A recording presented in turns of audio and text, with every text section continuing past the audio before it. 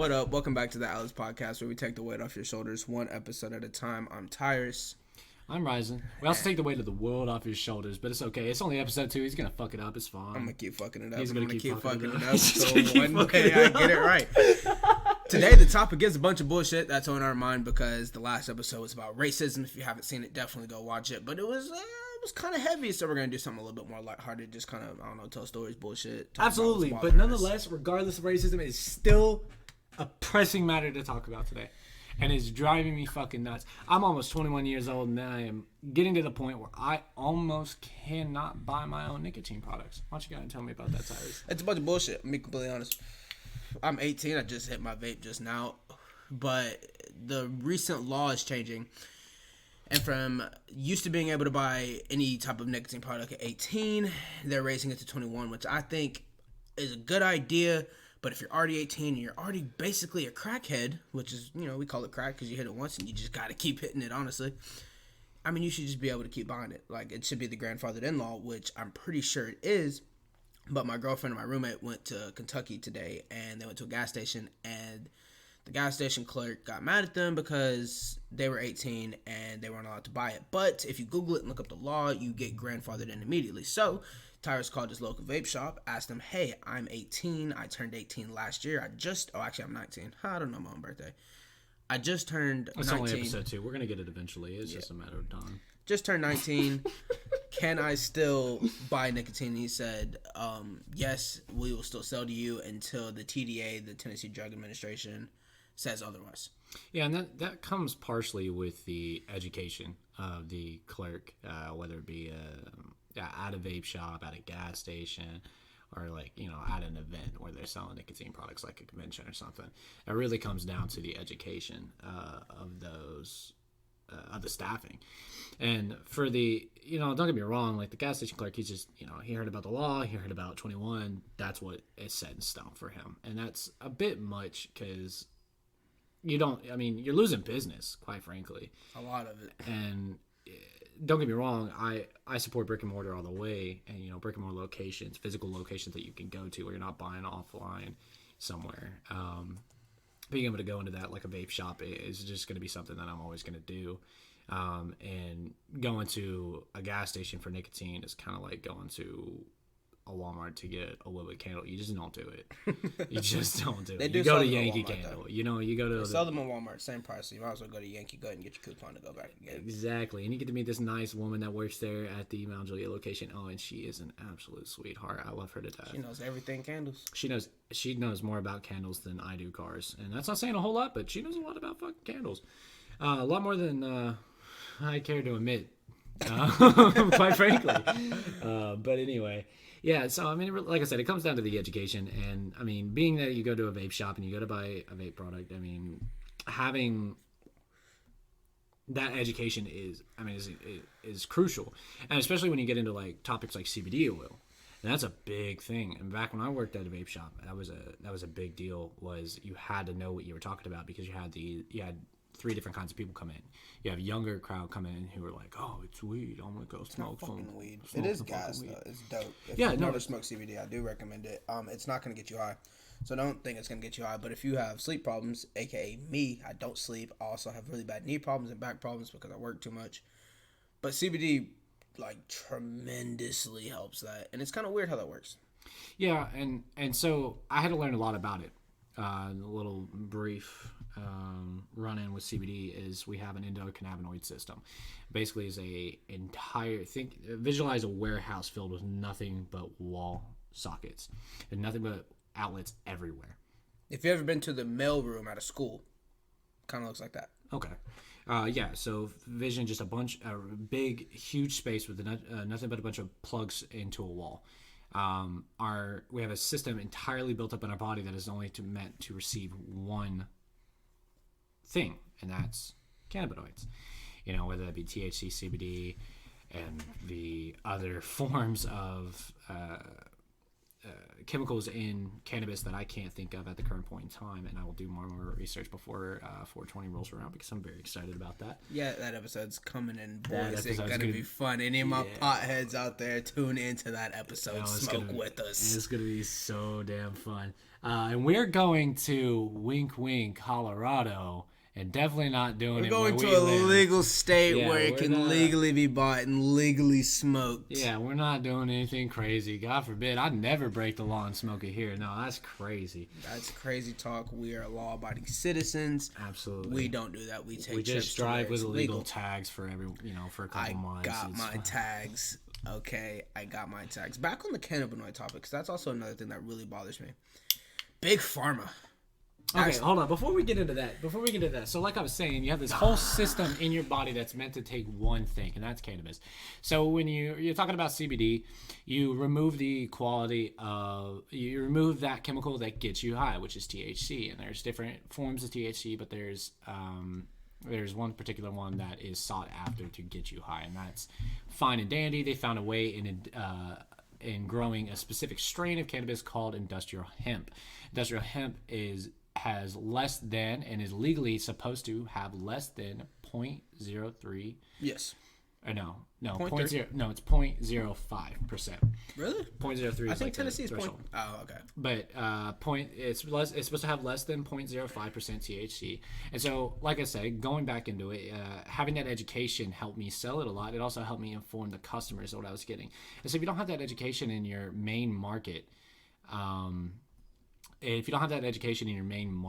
regarding nicotine products, if you're at a vape shop and you don't know who the fuck you're going to sell to, I mean, you're going to lose, God, how many fucking kids? Because in our town, I graduated with almost 800 people, I want to say. No. My class was, I'm tripping. My class was about 500 or something. Yeah, so was ours. That's 500 people hitting that market right then and there. Which I'm not saying everybody go out and fucking smoke ciggies or go out and grab your fucking favorite vapor pen and just fucking hit that shit to your silly high, but if you're gonna have that potential market, like with alcohol, you don't advertise it like crazy, but people are gonna drink, they're gonna drink. People are gonna smoke, they're gonna smoke. Vape. So if you're gonna have that potential market and you don't know who the fuck you're gonna sell to, you're gonna lose that 500 plus potential market, and you're gonna lose them for 3 years because you're ignorant. And that blows my mind. And don't get me wrong, there are local vape shops that are really educated, but there are a few individuals that work at them that don't know what the hell they're doing. They just work there to have a job. Which is, don't get me wrong. I think everybody does it every once in a while. At the end of the day, that's what it is. But when you're in an industry like that, all I'm saying is, man, if I go roll into a McDonald's just to get some money in my pocket, I don't want to learn everything that I can about the fucking how to put a burger in a slot. Yeah, I don't. Shut up. I don't want to learn the fucking recipe to the Big Mac. That's all I'm saying. It ain't hard. It's 1,000 Island lettuce, 3 buns, a bunch of bullshit. There's a potential, where you really, really have to. There's there's a threshold that you have to meet. There's that bar set by somebody somewhere that you have to meet on education to work in a particular environment. Obviously that's set up. If you go hire a construction worker, you're going to want him to know his safety regulations. You want him to know what the hell he's doing. At a vape shop, it really is not that crucial, but I mean, like I said, you lose so many customers. And like that guy at the gas station, granted, they're just passing through, on a road trip, but nonetheless, I mean, he lost that sale. How many more sales is he going to lose that day, that month, that year? Because he refuses to sell to somebody who he legally can't sell to. 100%. And that's just crazy. I don't know. And it all, like I said, it all boils down to ignorance. But anyway, I mean, what are your thoughts? I have no thoughts on that. I said my piece. I think it's stupid. I think the grandfather laws should just be more publicly known. My whole thing, going back to cannabinoids, whatever. I don't know how to speak. But cannabinoids is what I'm gonna call them. So I'm pretty sure that's what it is. We have them in our body. Ryzen said true facts right there. We have cannabinoids in our body, and a lot of the people that are gonna be listening do, but we have receptors in our body. Cannabinoid receptors in our body. We do not have opioid receptors in our body. So I'm not really understanding the big farm. I mean, don't get me wrong, business side, big pharma's making money off opioids, oxycodone, Percocets, etc., etc. They're making money. But besides the point, if they're really looking to further people and further health and anything like that, we need to be pushing more cannabinoid-based products. Saying that because you can take a oxycodone, for example. You can take one of those and you can feel great, you can feel fine. At the end of the day, that high's gonna wear off and you're gonna feel like shit again. But as a avid CBD and THC smoker, of course, in legal states, I will say I've taken a lot of big pharma drugs, and I've taken a lot of cannabinoid drugs, and when it comes down to it, those cannabinoids, one, last longer, two, make me feel 10 times better than... Excuse my dog. Oh my goodness. Yes, okay, we're a super 100% professional podcast with our own studio. Like, we got it all down pat. We're set definitely up not just in our living room with a sheet, with a fucking sheet hanging from the wall. It's okay. This is Atlas Podcast, podcasting on a budget. You already know what's going on. But hey, this mic we're the podcast for the people. That's what it is. We're the podcast for the people. And you know, so I ran off Mike for a second to grab this because I've done my own research. Like, quite frankly. Cannabinoids versus opioids? Yeah. Excuse Rising's research says, don't excuse my cough. Research says that smoking marijuana causes in legal states, of course. Causes you to cough. Did you know that? No, seriously. No, so this is my stand. And I kind of wanted to, I definitely want to do more research, and I got till May to do it, right? For why? Why are you giving it? May's 420, right? April's 420. Oh my god, dude! April 20th. My bad. I'm thinking May the 4th. Yeah, that's what May the 4th be with you. Yeah. All my nerds stupid ass fucking bullshit. Anyway, yeah, no, my bad. I don't know my fucking months. But anyway, I did my own research. I kind of want to save it for that, but I'm gonna do more research in regards to it. But one thing that I've had a lot of problem with, and say for instance this special kind of vaporizer that's in my hand right now, right? This is 90. Let me see. Let me read the box. I think it's 95.7. It is 93.18. Oh, I'm so fucking wrong. So it's 93.18% THC content, right? Yes. Now that being said, before the 1970s, less than half of the percent of THC was contained in weed. Damn. So I kind of said that weirdly fast and kind of a gibberish. I meant that in like literally less than 0.5% of THC was in the entire 6-foot plant. Yeah. Less than 0.5%, 0.5%. Yes, I hear you. That is nuts. So we came a long way, man. Now it's getting into the point where we're having we're getting up into the physical plant before it's being processed while it's still growing from God's green earth. Praise Jesus. While it's still growing from God's green earth, it is containing nowadays anywhere from, I think it was 40% to like 60%. Yeah. Which is nuts. And granted, this specific type of vaporizer is processed down. It is processed and is an isolate of just THC.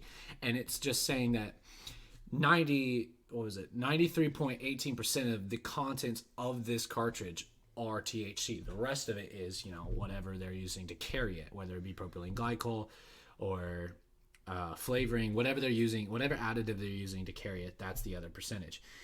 But we're getting to the point where it's getting really, really fucking intense. And this is where the ignorance comes into from the previous conversation of we really, really as a society that I don't know if I want to call it a culture. If you want, yeah, we'll say that. A stoner culture. Don't say stoner. Stoner's got a negative connotation. Just say fuck that. I'm taking that word back. Say the weed culture. Well, the weed culture. We anybody who pertains, and even if you don't, it's fine. But you can't dispute facts of medical applications. And there are things called a therapeutic dose, and there are things called a I believe it was a medical dose, if I'm correct. I might be incorrect, don't quote me on that. But it's dose and it's therapeutic dose. So say for instance you come in and you got some really bad back problems, right? And I'm like, oh, okay, cool. I'm gonna give you I don't know what fucking doctor says cool like 5 times in a row. I'm gonna give you, The cool. some hydros, and they're gonna be, fuck, I don't know anything about hydros. They're not for back pain. They're not for back pain. Well, whatever. I'm gonna give you a 15 milligram painkiller. Right? It's a really strong opioid. I'm gonna give you 15 milligrams of that. Right. That is gonna relieve your. That is gonna relieve your back pain. Right. Correct. That's a dose. Now, if I say a therapeutic dose, I'm gonna give you a bottle of opioids. You take them till you don't feel pain no more. That's a therapeutic dose, because if it's 1 pill for you, it might be 2 pills for me, it might be 3 pills for chick next door, but either way, everybody's going to have their own therapeutic dose. Now, when it comes to THC, we have not got a way to measure out, okay, you inhale for 13 seconds and hold it for 20 and release for 3. You got to also remember those gummies. There's edible we can get into version the of it. milligrams, but that's the problem is we're not. We're making it stronger and stronger and stronger, and it's having adverse effects. Because I don't know about you, but the first time I smoked weed, I felt like I was in a movie.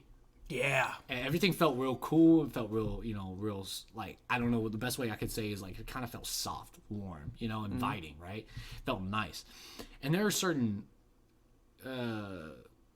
methods of ingesting it nowadays, and particular types of bud and flower and cartridges and whatever you want to have, where you start smoking it, and it's like, I don't know about you. I'm not a bitch, man. I don't green out super, super easy. Greening out is when you basically can't handle how much weed you smoked. You get real dizzy, you get real nauseous, real sick, you throw up. It's not a fun time. It's not fun. And it's like completely the opposite of what you're trying to go for. You're trying to relax, trying to unwind, trying to hang out with your buddies, do what you got to do.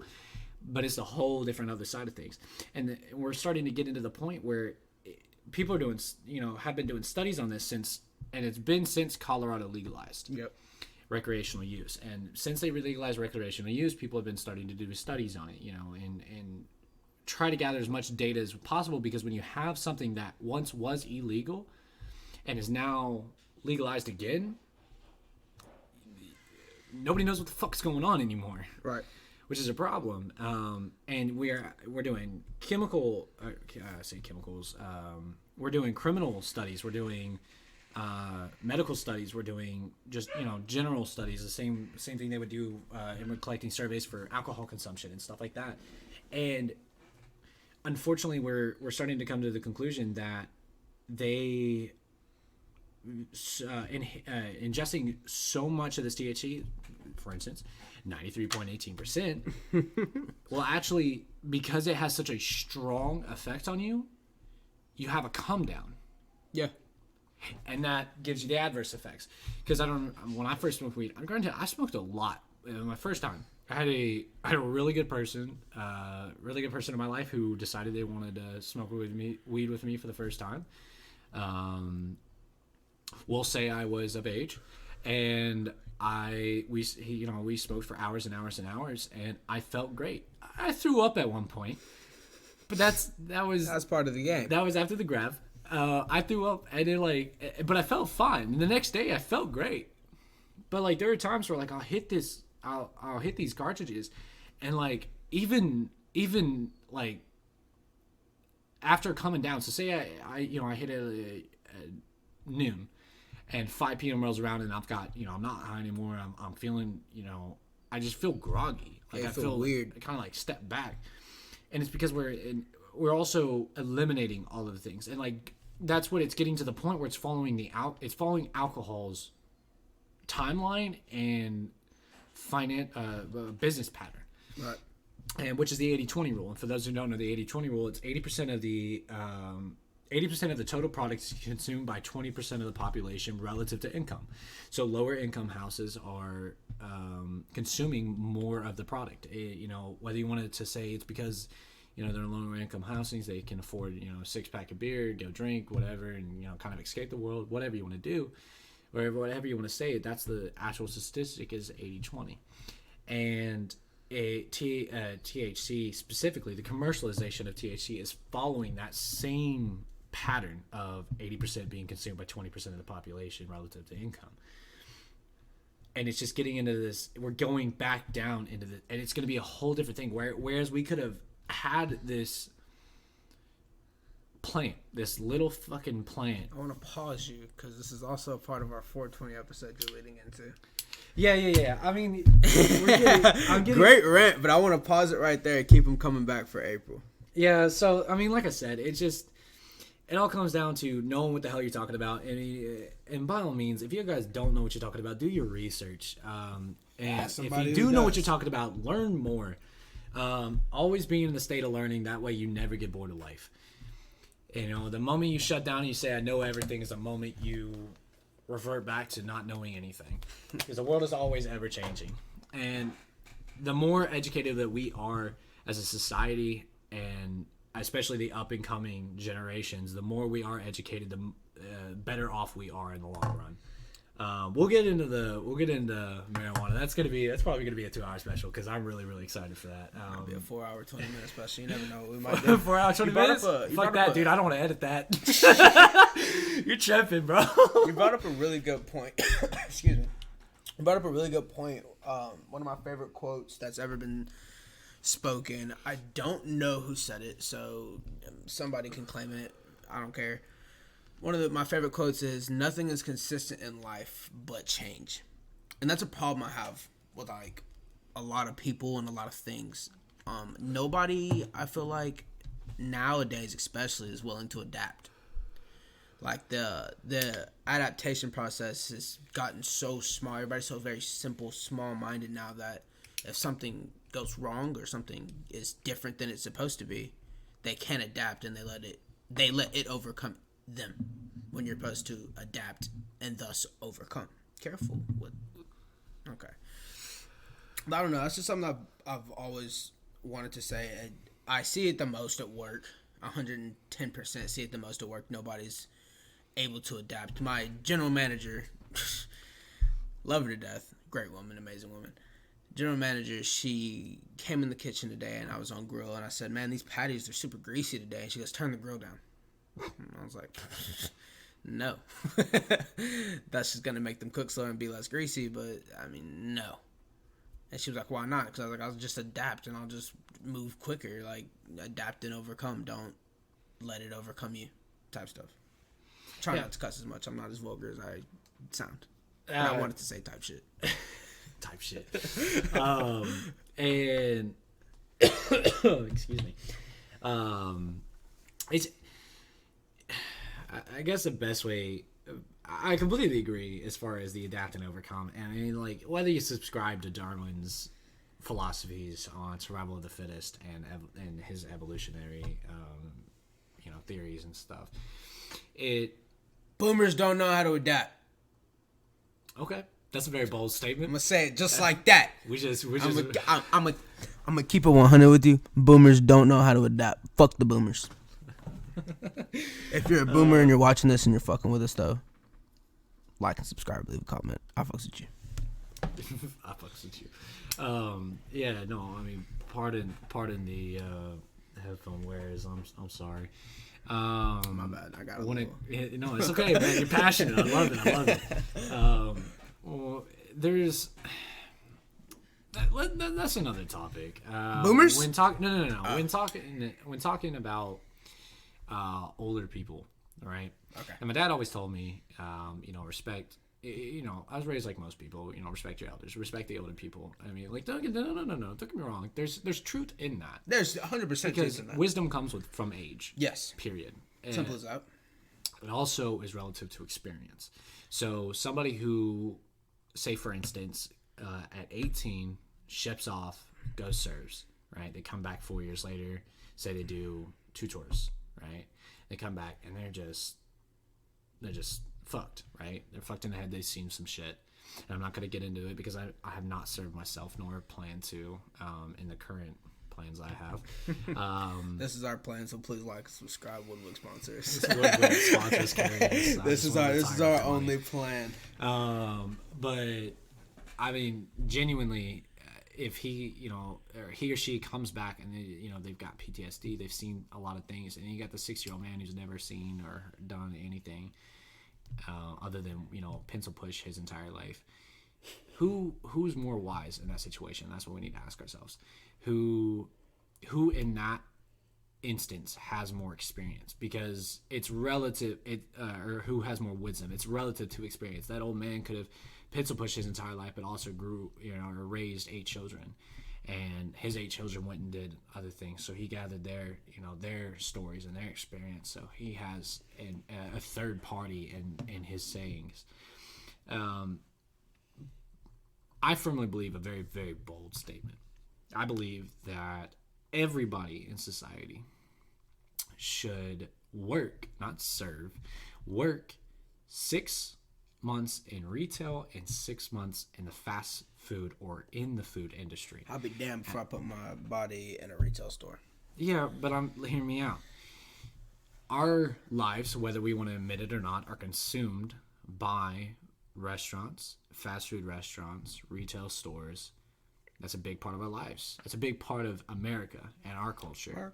Is stores and fast food, whether it be a literal fast food location or someone like Olive Garden or something, big corporate chains. And there is a huge amount of disrespect going around in our society in regards to those people. And this is not somebody, granted, I've got 6 years in customer service. I've done restaurants. I've done fast food restaurants. I've done a lot of fast food restaurants. I've done retail a little bit here and there, and I'm back doing retail. And there is just a significant amount of disrespect that goes out to the people that work there, whether they be the general manager or the guy who just got hired to mop the floors.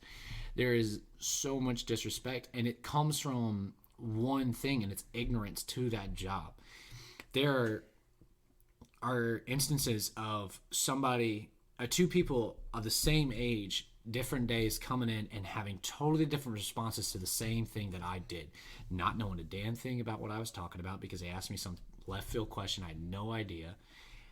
One who had worked in that industry understood, yeah, man, you just don't know it. Like, it's okay. You haven't gotten there, or you don't know it, but like, learn from it. Like, this is your chance. I'm the person that taught you, kind of thing. And I get another response of, why the hell they hire you and you don't deserve to work here, and why the fuck they pay you money? I don't know why they went Southern, but just like, because it's that's I can't say that, but that's that's what it is. Y'all know what I'm saying. That's what it is.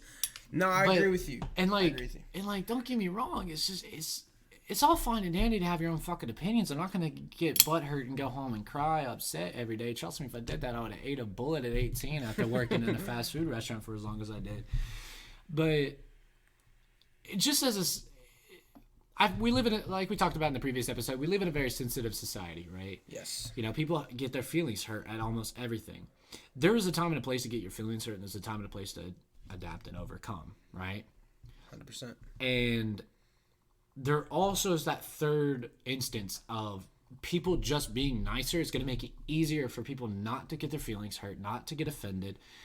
They're going to be in turn nicer. I mean, there's a song, and I gotta look it up real quick. Stall me out for a second.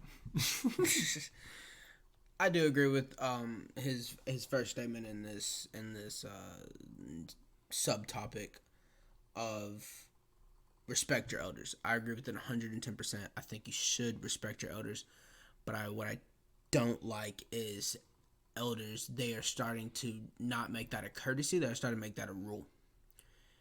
Yeah, and I understand that. Yeah, they're not taking it as a courtesy. They're taking it as a rule now. So if somebody of the older age comes up to me and is immediately disrespecting me, I'm not gonna bow down and be like, I'm sorry, massa. Like, I'm not doing that.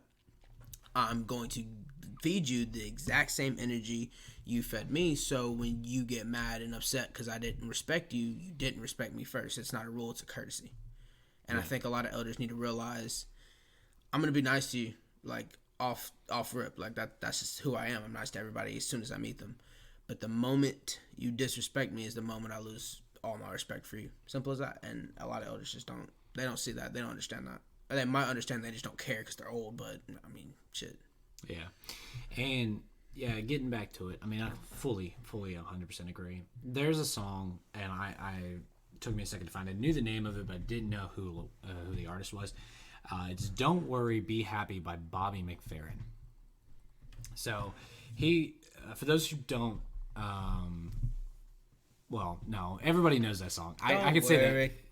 Yeah, I could say comfortably. Yeah, I can comfortably say that is a song that everybody knows, and if they don't, by all means.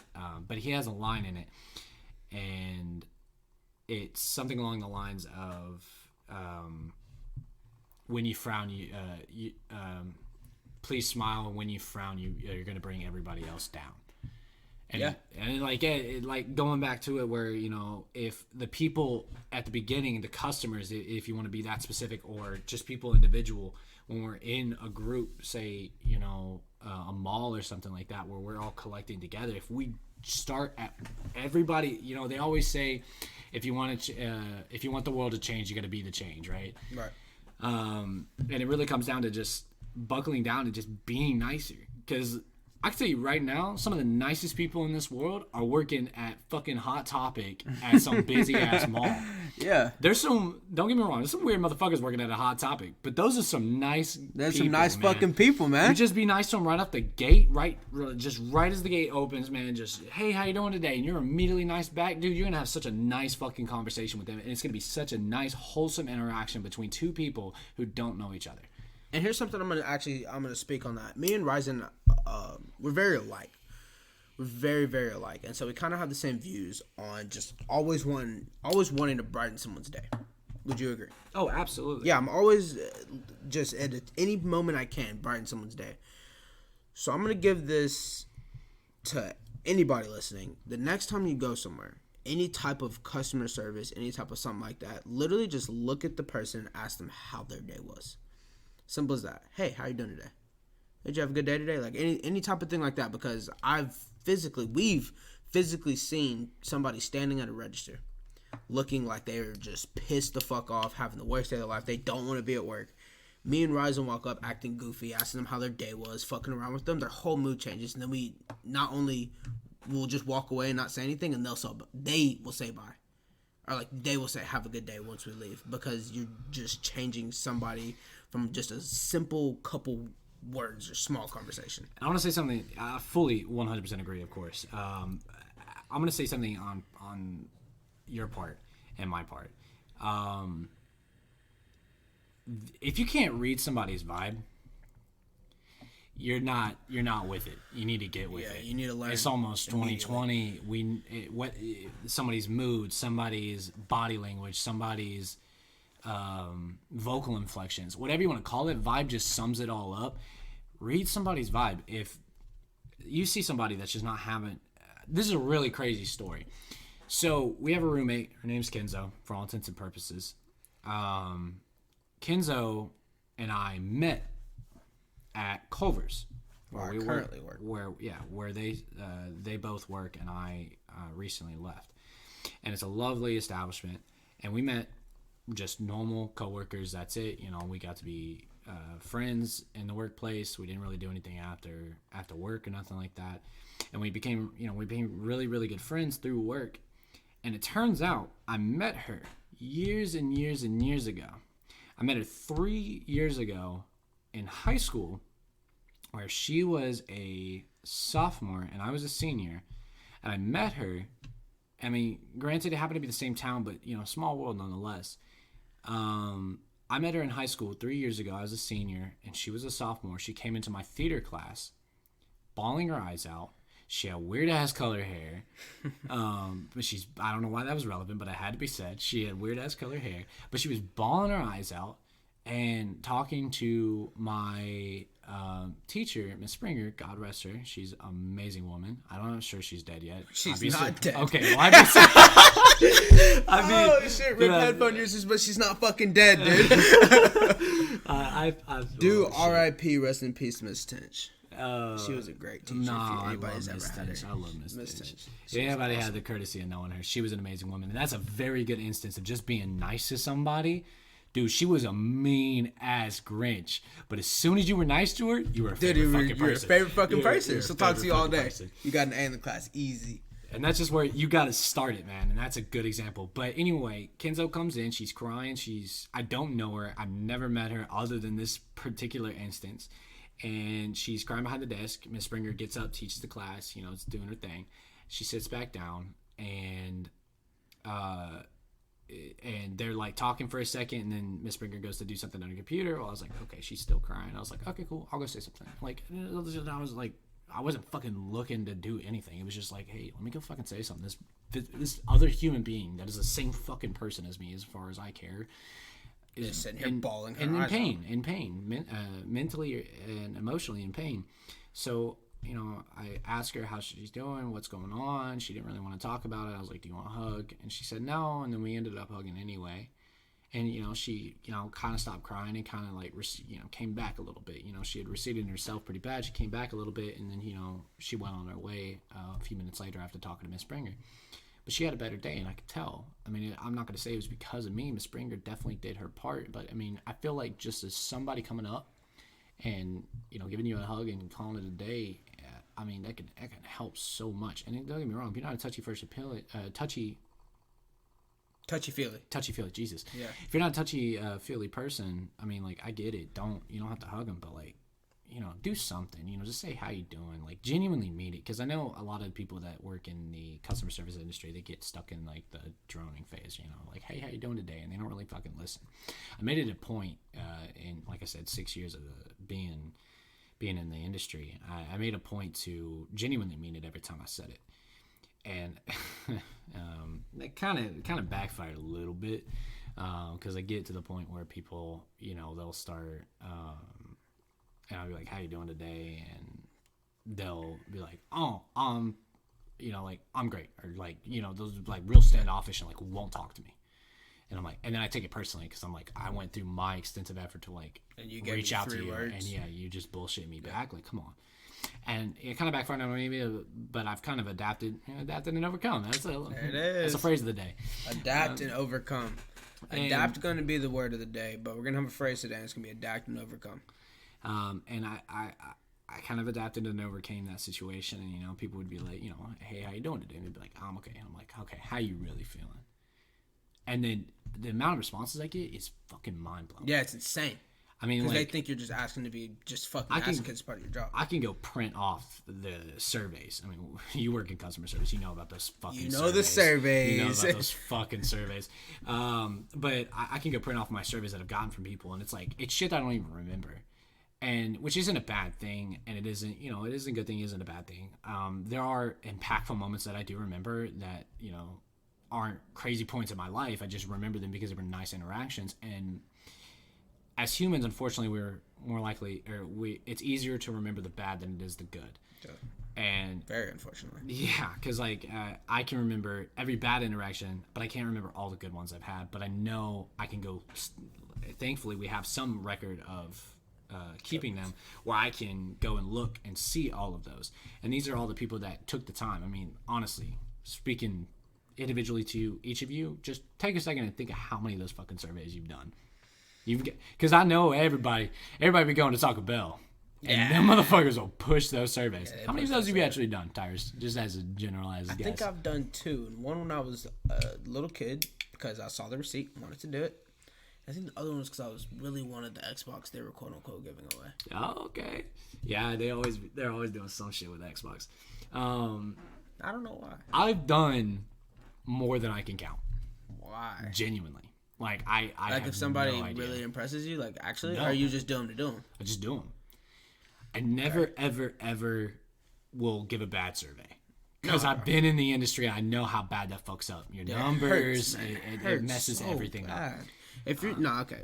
Side note: if you're somebody out there that likes to write surveys and leave bad ones, by all means, have your opinion, do what you want to do, but put that shit on Google. Don't send that to my fucking corporate. Because that's about to make us look like the worst people ever. Because we'll have 15 good ones, 1 bad one. But you know what they don't do? They don't celebrate the good ones. They just punish the bad ones. Yeah, and I think I agree with you, but I think it'd be a little rash. If you're gonna give a bad survey and you want it to be fixed, because trust me, I've been in the industry. Yeah. There are some shitty workers, and there are bad people that work. If you're gonna do that, make sure take a deep breath, look back, make sure, okay, I didn't do anything crazy. I didn't say anything to this guy to provoke him. He was genuinely just being an asshole, or whatever. If it's getting to that point where you're gonna take it, you want to, for whatever reason, you want to fucking hold your righteousness up in the air and scream it and fucking take it to corporate because you're gonna think you're gonna solve some fucking problem. If you want to do that, by all means, just make sure you're doing it for the right fucking reasons. Don't do it just to be an asshole. Think about it. And this is a really, really, really, really specific example. But I would not be surprised if it's happened in our society. Say you've got this dad. No, we'll say a mom. Say a mom. She's a server at a Waffle House. She's trying to make her money. She's got 2 kids at home. It's 3 a.m. Daddy's get town. She's working graveyard shifts. She's working morning shifts. She's working 12, 14-hour days, trying to make shitty-ass tips from truckers who don't want to fucking tip her. Right? God knows how many fucking harassments she's getting a day, alone, a month, a year of doing this constantly. But she pisses off the wrong lady. She's getting off a 14-hour shift. She's asked to stay an hour late because because one of the workers is late and they haven't called. They're afraid it's a no-call, no-show. Y'all know that bullshit. If you've been in the industry, you know that bullshit. That no-call, no-show shit is crucial. Yeah, it fucking kills. But anyway, she's in that situation where she's already worked 14 hours, asked to work 15 and a half because they got somebody that they're afraid is no-call, no-showing. They got to fill the position. She's there. She's on her last 40 minutes. She's trying to leave. She hasn't gone outside in God knows how long. It was nighttime when she showed up. It's about to be nighttime again. And she just wants to go home. You say something, it just, it pisses her off, so she's kind of shitty to you because she's having a really bad day. You go take that shit to corporate, and now she gets she's getting reprimanded or she gets fucking terminated. Then she's out on the fucking streets with her 2 kids because you wanted to leave this or stressing because you wanted to be an ugly comment. And that's really what it comes to is read the person. Read them, man. I mean, like, people are having a bad day. You can tell. Don't fuck with the people having a bad day. And it's just, man, I don't know. It's just wild because all it takes is somebody taking a deep breath, looking at the situation, and finding out what they need to do. And it's just becoming this long process of, or I say a circle rather. It's this long circle of they were mean to me, so that person's in a bad mood. They become mean to somebody else, and then it just spreads like a fucking plague. I have this saying, and I'm going to sound kind of narcissistic, but it's a really good quote. I'm glad to have it documented finally because I think I wrote it down on a fucking whiteboard somewhere one time. But I said, a smile is like a piece of stained glass. It's beautiful, but easily broken. Right? Yeah. And I hold that to my heart so much. I mean, and part of it is because I came up with it. Part of it is because, I think it's a genuinely good quote. Because if you take a rock to a piece of glass, it's done, right? And you can piece it back together, but it's just not going to look the same. So if you go and fuck somebody's day up, they, even if there's somebody like me or you that like kind of lets shit roll off the back and just, keep going. I mean, eventually that shit just starts to eat us alive, and then we're looking next less and thing less you're pretty. breaking a fucking TV. Yeah. Next thing you know, you're taking a bath to a fucking TV. And it's fucking nuts, man. And all it takes is somebody being nice, and like that's one. Oh, I'm so glad I thought about it. I've been in them probably 5 or 6 times now, and just at Starbucks alone. But I've probably been involved in it 5 or 6 times now. We've got a really good thing. We got a really good town that we live in, and they do it everywhere. It's not something our town came up with by any means. They do it everywhere, but it's becoming more and more popular in our town. And what it is, and you go through the drive-thru, you get your drink, and then you pay for the person behind you. That person's like, oh shit, well I'm not out any money. Okay, I'll pay for the person behind me, and it keeps going and going and going and going. Right. I talked to a Starbucks worker a couple weeks ago, and she told me that the chain went on. The longest chain that they had at that particular location was like 32. 32 cars back to back. Paying for the person behind them. Yeah. And think about it. Think about all the people that just got like an Americano that's like fucking $3 and then like had to pay for like $20 worth of drinks for the person in the back. But that's the type of shit paid for it. But like that's what I'm saying. Like, you always hear the phrase "pay it forward," which I kind of live by. I like to live my life with nothing but positivity. That's why I have the French version of "It is what it is" on my arm. I live my life by positivity just because it's simpler. I don't live optimistically because I think that is a very skewed way of thinking. Optimistic, pessimistic, idealistic, whichever one you may be, they're skewed. I live off realism. That's the one that's not skewed. Optimism being the glass is half full. Pessimistic being the glass is half empty. Realism thinking the glass has water in it. If you're thirsty, you're going to drink it regardless. That being said, I still do live by positivity. Every day, I've already said it, every day I try to make somebody's day. And so when I see anybody having a bad day, it's almost like I'm like Bob the Builder. No. Let me put it more of the newer terms. Banana split guy. Oh, yeah, that's a great example. When Ryzen used to work with me, we were both working at this point in time, and this guy came in wanting a banana split, just this crazy, like, insane idea. And so Ryzen runs. So hold on, let me explain this part because I actually talked to the guy while he was ordering it. So he came up to me and he was like, he's just having like he looked kind of rough off, like he was just saying like shut down, right? Like how most people are when they go into a restaurant or a fast food restaurant, particularly. He was kind of shut down. His daughter was, having like she's kind of like bubbly personality, but like I don't know, it looked like they had a rough day. I don't know what they were wearing nice clothes. I don't know if they went to a funeral or they just got out of church, so they're not like super fucking thrilled. But I started talking to him and he was telling me, he's like, what comes on your banana splits? And we don't, if Southern not Culver's, we don't get a whole lot of banana splits that come through. No. But he was like, what comes on your banana splits? And I was going through the, what we put in our banana splits and stuff. And he's like, he goes, can you do this? Can you do this? And I was like, why don't you just tell me? Like, he kept going on and on and on. I was like, shit, why don't you just tell me what you want? Like, and not in an asshole way. I was like, why don't you just tell me exactly what you want and I'll make it. And he starts going on and on and on. He goes, and he kept backing out. And I was like, fuck it. So I grabbed Cyrus and I was like, hey, we're gonna make this guy. I was like, make this guy a banana split. I just rung up whatever, and we just made him this kick-ass banana split. Like nuts.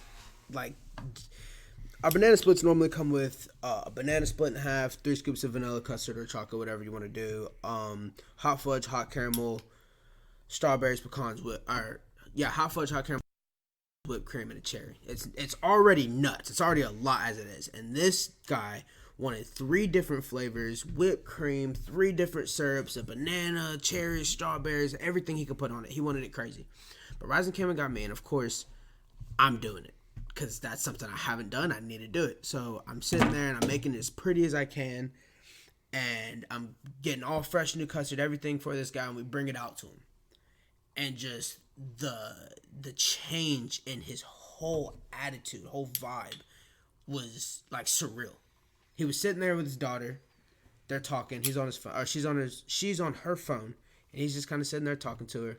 And me and Ryzen walked this banana split around the corner, and it's like the dining room almost lit up. He was so happy, left happy, and I haven't seen him since. And I'm kind of upset because I want to make that banana split again, but that's the type of little things, quote unquote, that will change somebody's life. And here's one more example also at work. I live at work.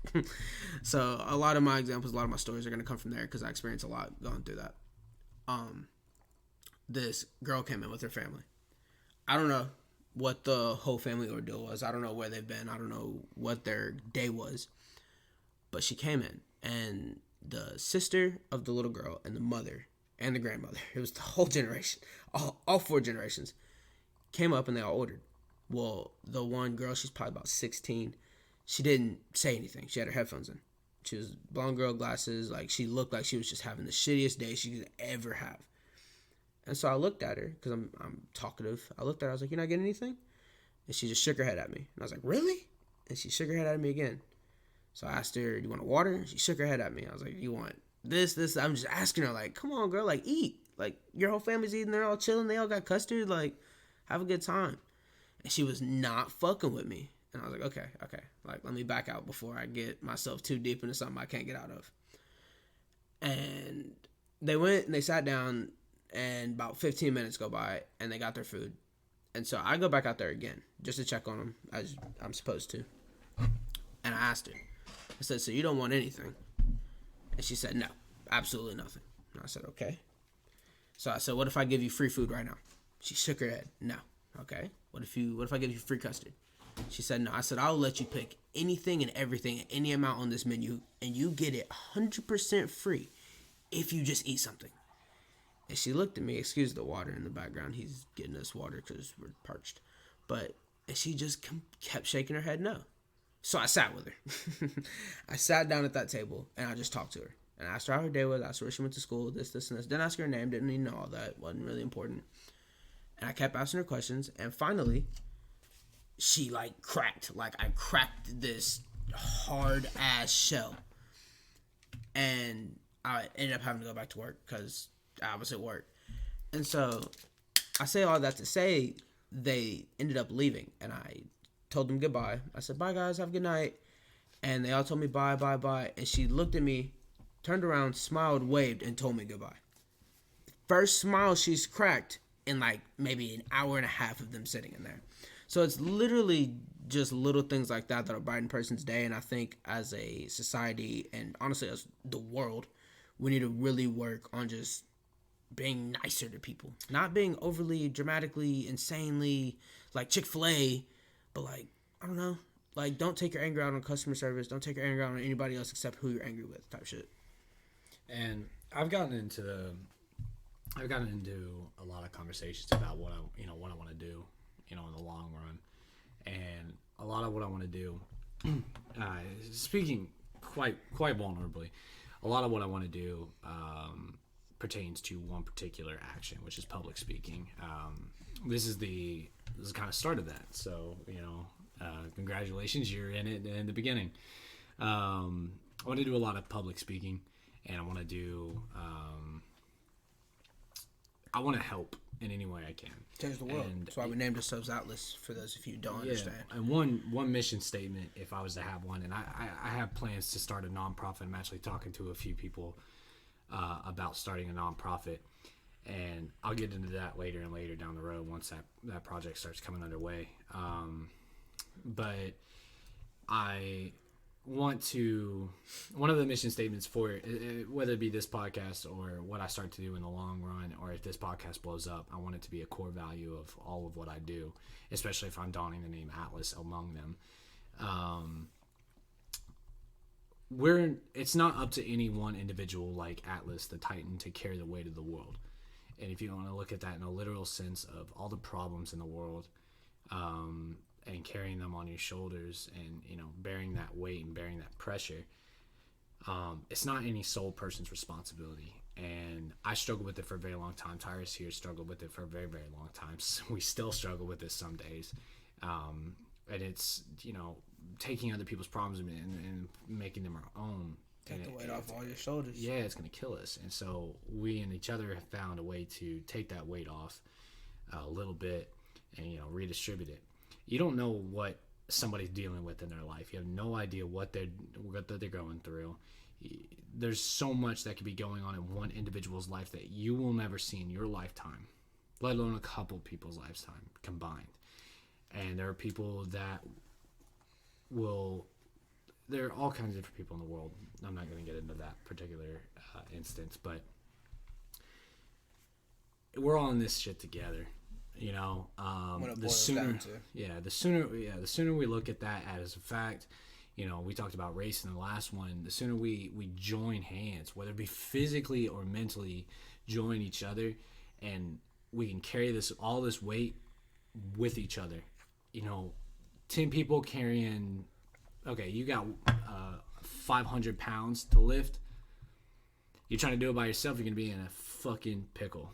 You're gonna be stuck for a while. Hercules. You get 10 or 15 people to help you. That 500 pounds ain't gonna be nothing after a minute. You're gonna be moving that shit faster than you've ever thought possible. And that, emotionally, politically, and physically speaking, the sooner we join hands and start working together, the shit's gonna get a lot lighter. This load's gonna be a lot easier. Every load will be so much easier. And that, I want to own a restaurant. Let me get this out the way real quick of what I want to do in my life. Unless this podcast should take over. I was on saying. This podcast should take over. You already know what I'm doing. But I want to own a restaurant as of right now. And I don't want to own a restaurant because I like food. I love food, but that's not why I want to own a restaurant. I don't want to own a restaurant because I'm a good cook. I like to think I'm a good cook, but that's besides the point. I want to own a restaurant because a restaurant is the one place I know you can see a lot of people.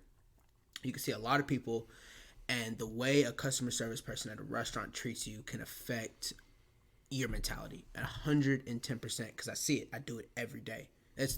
My favorite part of my job is seeing somebody come in pissed off in an angry mood and them leaving with a smile. And so I 110% agree with, I want to change the world.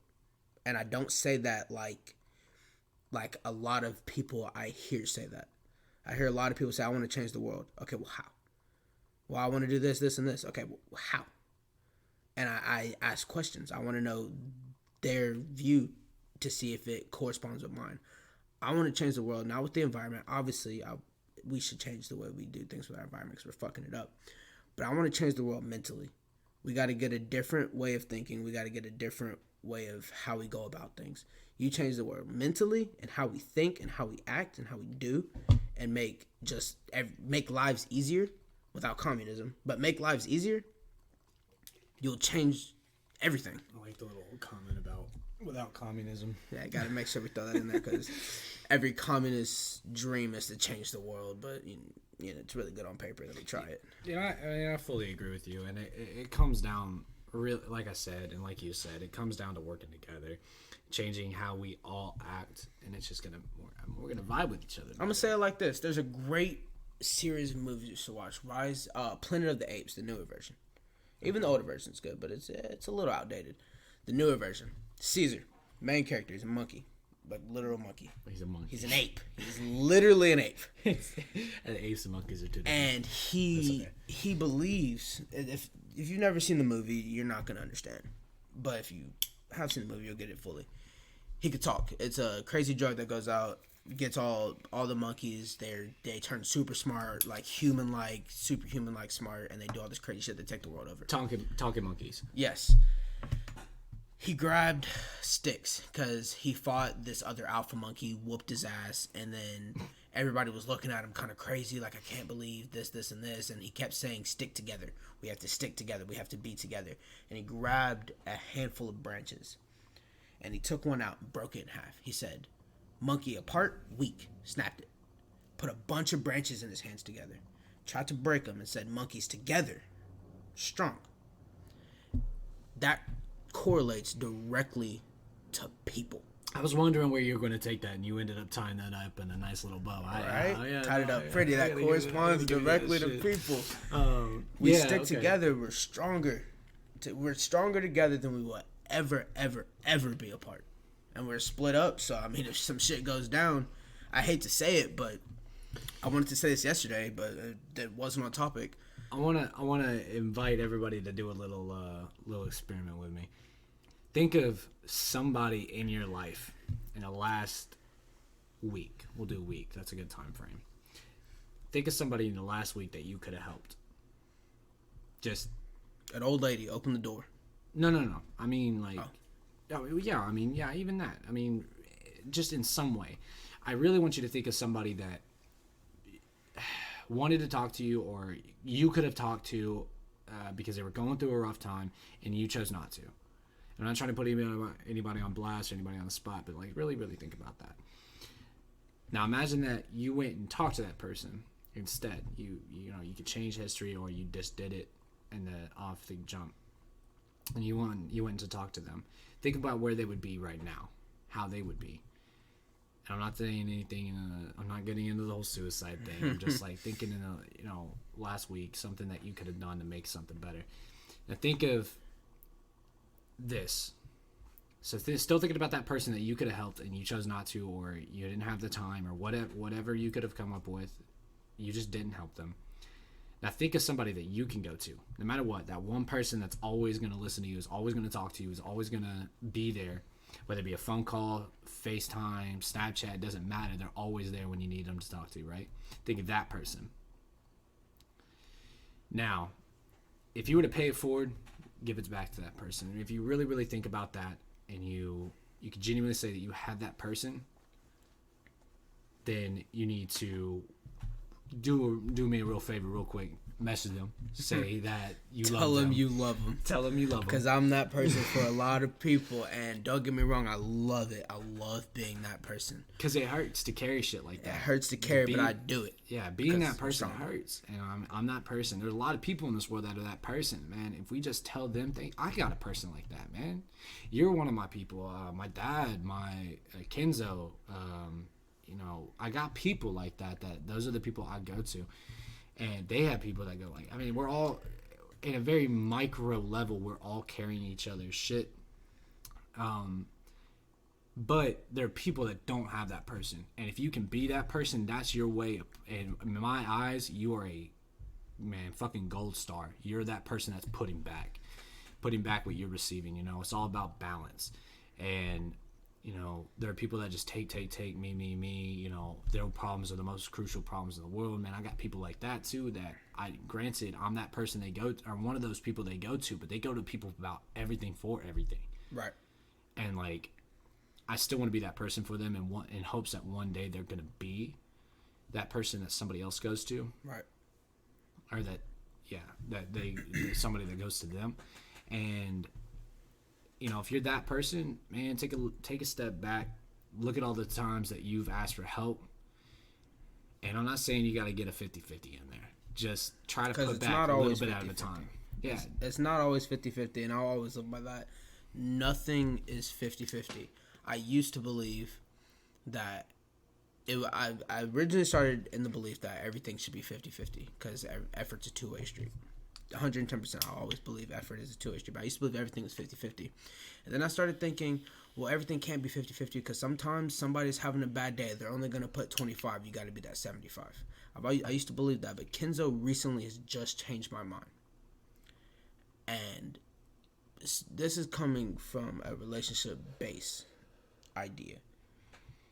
If it's a part of a relationship, friendship, partner relationship, spouse, anything like that, it has to be 100-100. She changed my mind on that. She said it shouldn't be 50-50. It shouldn't be, of course, on certain situations, certain days, it's going to have to be 90-10. But almost 100% of the time, it should be I'm giving 100, you're giving 100. We're making it all. We, in a society, in a relationship, in a friendship, and family, we all need to give everything we have. If we all give everything we have, nobody's going to be left without. And that's the start of something changing, start of something different. And this is something I've always said and I've always thought about, and I haven't heard it because I think I made it up. But as much as it sucks, I'm going to bring it up. 9/11, one of the worst terrorist attacks on U.S. soil. Bullshit. That's old news. It's old news. It was government affiliated. Whatever. We'll get into that a different day. Conspiracy podcast. Let us know if you want it. But 9/11, as much as it sucks, we needed it. And I say we needed it because it's one of the things that brought us together. Black, white, Asian, Mexican. Oh, yeah. National tragedies are always group people together. It sucks that has to happen for us to fucking realize that we need to be together. We should always be together, not just when Hurricane Katrina wipes out the East and the West Coast. The West Coast, not the East and the South. It shouldn't take that. We should see that and be like, damn, we were really together. We were doing great as a country. And then we should keep doing it. Not every time a fucking hat drops, let's burn some cities down again. Fuck it. Yeah, I fully agree. It shouldn't take a act of terrorism or a national tragedy or a significant problem to group together. We should do that on a daily basis. So those days are far and few between, and thinking back on it, it's a scary thought to have. I don't know what would happen if another 9/11 happened in today's world. I don't know if it would be the same circumstances, if it'd be more, if it'd be significally less, in regards to people helping each other. I have no idea. Who are we going to blame that time? Well, not even that. Just who can you rely on if a bomb went off in our town? Who are you going to go to if half our town burned down? Do we have people like that anymore? Are we going to have support from other cities and states coming in to help us and help the people that, you know, let's say like California. Right. When there are bad fires, you know, do we still have that kind of society? And that's a very important question to ask, because it always should be just yes, absolutely. Yes, we should all be helping. But it's the fact that it's a question in my mind that like scares me. And I mean, it's just, like I said, it's a scary thought to have. And you know, if we do, great. If we don't, then why am I not more certain? You know, and for those listening, are you certain? You know, do we have that kind of society where you know, if some national tragedy occurred, do we already have the groups tight enough where we can, you know, rely on each other to help each other out?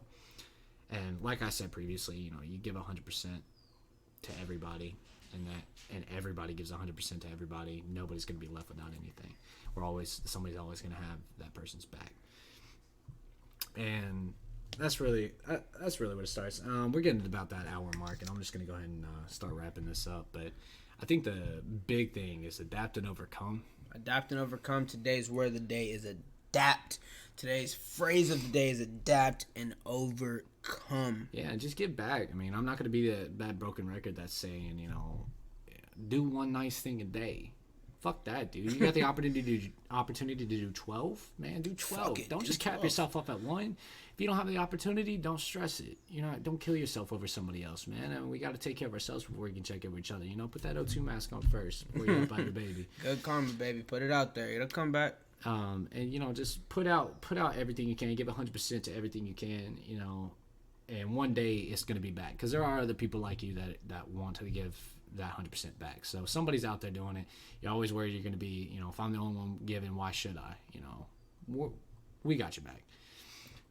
But I think that's a good place. It's gonna wrap it up. All right. It's gonna wrap it up, everybody. Don't forget about that Woodwick. Also been drinking on some Ocean Spray cranberry juice cocktail. Speaking of drinking things, I'm drinking on water. Everybody, drink water. Stay hydrated. Water is great for you. Drink more water. Fuck water and drink everything it has. Drink more water. All right, that's Atlas, and we're signing off.